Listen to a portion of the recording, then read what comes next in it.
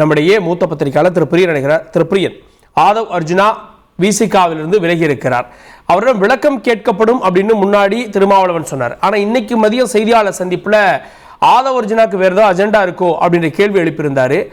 ஆதவ் அர்ஜுனா திருமாவளவன் இந்த 2 பேருக்கு இடையில, அதாவது ஆதவ் மேல நம்பிக்கை இழந்து விட்டார் திருமா அப்படின்றதுக்கு அப்புறம் இந்த முடிவு எடுத்திருக்காரா? கண்டிப்பா சார். அவர் கட்சியோட அந்த கூட்டணி தர்மத்துக்கு மீறி பல விஷயங்கள் பேசின போது திரும்ப கொஞ்சம் லேட்டா தான் ஆக்ஷன் எடுத்தாரு. ஸோ லேட்டா ஆக்ஷன் எடுக்கும்போது தலைவர் என்ன மனநிலையில அந்த ஆக்ஷன் எடுக்கிறாருன்னு புரிஞ்சுட்டு அதுக்கு ஏற்றபடி ஒரு கட்சி தொண்டா அவர் இருந்திருக்கணும். அதை விட்டுட்டு மறுபடியும் அதை இன்னும் காம்ப்ளிகேட் பண்ற மாதிரியான பேட்டிகள்லாம் அவர் கொடுக்க ஆரம்பிச்சாரு. அதோ திருமாவுக்கு எந்த விதமான ஆளுமையும் கிடையாதுன்ற மாதிரி பேசுற அளவுக்கு அவர் போயிட்டாரு. அவர் ஏற்கனவே அதுல ஒரு சதி இருக்கு, யாதும் அறிந்தே தவிர்த்தோம் சூதும் அறிந்தே தகர்த்தோம்னு அவர் சொன்ன பிறகு கூட நீங்க ஏதோ இவருக்கு இவரால் தனிப்பட்ட முறையில இவர் இந்த ஆக்ஷன் எடுக்கல, இந்த சஸ்பெண்ட் பண்ற ஆக்ஷன் எடுக்கல, இல்ல இந்த புத்தக கலந்து கொள்ளாம இருந்தாருன்னு போன்ற விஷயங்கள் நீங்க சொல்லும் போது அது அவருடைய ஆளுமையே கொஸ்டின் பண்ற மாதிரி இருக்கு. அப்ப நீங்க உங்க தலைவரையே கொஸ்டின் பண்ற மாதிரி இருக்கு. ஏற்கனவே கட்சி கட்டுப்பாடு கூட்டணி தர்மத்தை மீறி நீங்க பேசியிருக்கீங்க. இப்போ சஸ்பென்ஷன் இருக்கும்போது நீங்க அமைதியா இருக்க வேண்டிய காலகட்டத்தில் நீங்க இது மாதிரி ஃபர்தரா நீங்க கான்ட்ரவர்சியை நீங்க வளர்த்தீங்கன்னா அவர் அதான் திரும்ப இன்னைக்கு கத்தல பேசிட்டாரு. நீங்க உங்களுக்கு ஏதோ செயல் திட்டம் இருக்கு, நீங்க அமைதியா இருக்க வேண்டிய காலம். இது ஆதவ் அர்ஜுனாவுக்கு நல்லதுதான். அவர் போறது அவருக்கு நல்லது. ஏன்னா அவருடைய அஜெண்டா தெரிஞ்சு போச்சு. அவர் அவர் கொடுத்த பேட்டிகள்லாம் பார்க்கும்போது 2-3 பேட்டிகள்ல பார்க்கும்போது அவர் திமுக மேல அவருக்கு ஏதோ ஒரு கோபம் இருக்கு. திமுக ஆட்சியை அகற்றணும்னு நினைக்கிறாரு, அதுக்கு எதிராக ஒரு கூட்டணியை செட் பண்ணணும்னு நினைக்கிறாரு. ஓகே, அதெல்லாம் அவர் பண்ணலாம், தாராளமா பண்ணலாம். இனிமே அவர் ஃப்ரீ ஆகிட்டார்ல, இனிமே அவருக்கான வாய்ப்புகள் நிறைய இருக்கு.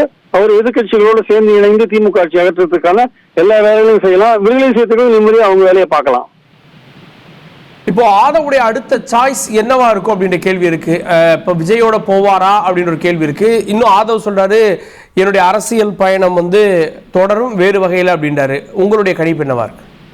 வேறு வகையில அவர் ஸ்ட்ராட்டஜிஸ்டா தொடருவாருன்னு என்னுடைய கருத்து. அவர் எந்த கட்சியிலையும் சேர மாட்டாரு. திமுகவுக்கு எதிராக ஒரு மெகா கூட்டணியை எடப்பாடியால மெகா கூட்டணி உருவாக்க முடியல. அந்த கூட்டணியை ஒரு ஆதவ் அர்ஜுனா கட்டமைக்கிறதுக்கான எல்லா முயற்சிகளையும் இறங்குவாரு. திமுக அணியை தோக்கடிக்கணும்னு தான் அது. ஒரு பேட்டியில ஒரு கேள்வி பதில் என்ன சொல்றாரு, அவர்கிட்ட ஒரு கேள்வி கேட்கப்படும் போது விடுதலை சிறுத்தைகள் ஏன் தனியா நிக்க கூடாதுன்னு கேட்கறாங்க எல்லாரும் எலெக்ஷன்ல. நான் கேட்கிறேன், உதயநிதி ஏன் தனியா நிக்க கூடாது, அவர் போய் கேளுங்க உதயநிதின்றார். அதாவது திமுக அந்த வார்த்தையை கூட பயன்படுத்தல. சோ அவருடைய மோட்டிவ் என்னவா இருக்கு, திமுகல யாரை குறி வைக்கிறாரு நல்லா தெரிஞ்ச விஷயம் தான். அதனால அவர் இனிமே அந்த திமுக குறிப்பா உதயநிதிக்கு எதிராக காய் நகர்த்துறதுக்காக எதிர்கட்சிகளை ஒன்றுபடுத்தி 26ல திமுகவை தோக்கடிக்கிறதுக்கான எல்லா வேலைகளையும் செய்வார். எந்த கட்சியும் சேர மாட்டார். நேரடி அரசியலுக்கு வந்த பிறகு, ஏன்னா நேரடி அரசியலுடைய முதல் முகவரியே விசிகா அப்படின்னா அவர் குறிப்பிடுறாரு.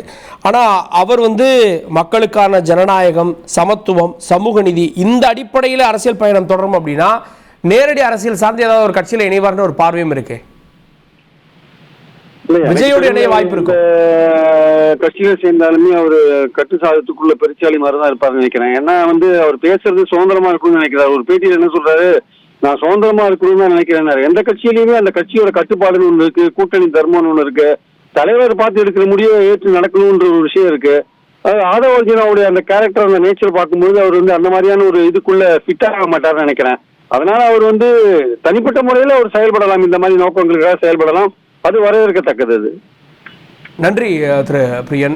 ஆதவ் அர்ஜுனா எந்த கட்சியிலும் சேர மாட்டாரு. அவருக்கு கட்சி ரீதியான பதவிகளில் இருந்தா அவர் சுதந்திரமா செயல்பட முடியாது. அங்க இருந்தாலும் பிரச்சனைகள் ஏற்படும். அவரை தனித்து திமுகவுக்கு எதிராக ஒரு கூட்டணியை கட்டமைக்க ஒரு ஸ்ட்ராட்டஜிஸ்டாக முயற்சி செய்வார் அப்படின்னு உங்களுடைய பார்வைகளை வெளிப்படுத்தியிருக்கீங்க. இணைந்ததற்கு நன்றி. விசிகாவிலிருந்து விலகி இருக்கிறார் ஆதவ் அர்ஜுனா. ஏற்கனவே விசிகாவில் தொடர்ந்து திமுக மற்றும் கூட்டணி பற்றிய விமர்சனங்களை அவர் எல்லோருக்குமான தலைவர் அம்பேத்கர் அப்படின்ற புத்தக வெளியீட்டு விழாவில் அவர் கிளப்பியது, அதன் பிறகு அவர் மேலே எடுக்கப்பட்ட நடவடிக்கை, அதன் பிறகு அவர் நமக்கு கொடுத்த அந்த பேட்டி, அதன் பிறகும் நான் வேற எங்கேயாவது போறதா இருந்தால் திருமாவளவன் அவர்களிடமே நான் ஆலோசிப்பேன் அப்படின்னு சொன்னார். இந்த சூழலில் இன்று மதியம் திருமாவளவன் ஆதவ் அர்ஜுனாவுக்கு ஏதோ ஒரு அஜெண்டா இருக்கும் அப்படின்ற சந்தேகத்தை அவரே கிளப்பி இருக்கிறார். அதனால இந்த முடிவு எடுக்கப்பட்டிருக்கா அப்படின்ற கேள்வியும் ஏற்பட்டிருக்கிறது. ஆதவ் அர்ஜுனா விசிகாவிலிருந்து விலகி இருக்கிறார். அடுத்தது என்ன அப்படின்ற கேள்வியும் தொடர்கிறது. செய்திகளை உடனுக்குடன் தெரிந்து கொள்ள உடனே சப்ஸ்கிரைப் பண்ணுங்க.